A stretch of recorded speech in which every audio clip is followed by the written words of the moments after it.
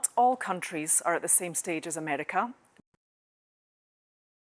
Despite populated with Spanish players winning the Champions League, some of those players may not be at the World Cup at all because of concerns over national head coach Jorge Vilda.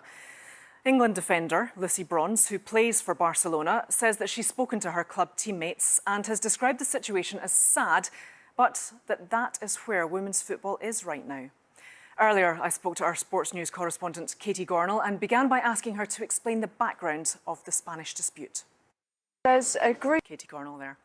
Well, no tournament for the men's game this summer, but there's plenty of action in the transfer window. As you can see, Ben Croucher joins us now to talk us through the rumour and speculation.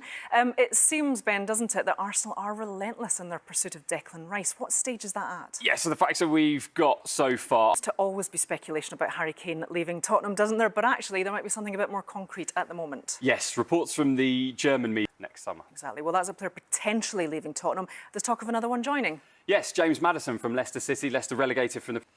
Now, build-up to Wimbledon continues. However, it was a disappointing day at Eastbourne for the Brits. World number 7 Coco Gauff thrashed Britain's Jodie Burrage in just under an hour to reach the quarter-finals, while in a closer tussle, Harriet Dart lost to Latvia's Jelena Ostapenko. Adam Cottier was watching. Blustery men's challenge at Eastbourne is also over after Liam Brodie fell to a straight sets defeat against Sweden's Mikael Ymer. Ymer raced through the first set, taking it comfortably 6 games to 2. His dominance continued in the second, ending the match with back-to-back aces to reach his first ever grass court quarter-final. Well, back-to-back aces. Now, it looks like American gymnast Simone Biles will return to the sport after nearly 2 years out. She's entered an event in Indianapolis. Now, imagine having a condition where the body takes longer to stop bleeding, and then on top of that, having to compete at an elite level like rowing. It's estimated that around 1 in every 2,000 people in the UK have haemophilia, a condition which affects the blood's ability to clot.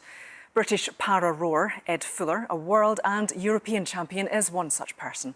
He's been speaking to our reporter Rachel Latham about what it's like to train and compete with the condition. After Great Britain women's rugby sevens became the first British team to qualify for next year's Olympics. It's after they won gold in the European Games, beating Poland in the final. And it was a convincing 33 points to 0 victory for Great Britain. And they did it in Krakow. Well, I'm very pleased to say that co-captain Abby Brown joins us now. Abby, many congratulations. What a huge margin that you beat Poland and in front of their home crowd. Was it quite an intimidating atmosphere? Yeah, definitely was. I'm sure you'll agree, Abby, but how much better did it taste to get that gold? Oh, yeah, it was amazing. We've been speaking... Is that Paris is close enough for friends and family to travel to, which hasn't always been the case with Olympics that you've been to.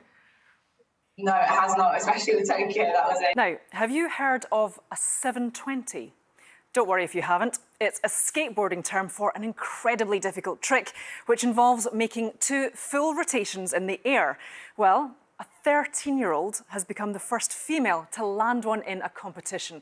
We've slowed it down for you, but let's remind you of our top story again. Play was interrupted on day 1 of the second test at Lord's as protesters entered the field, prompting Johnny Bairstow to carry one of them off the pitch. But the cricket itself was disappointing initially for England, with only 3 wickets taken initially. Steve Smith, David Warner and Travis Head getting half-centuries. But then England rallied towards the end, and at stumps, Australia were 339 for 5.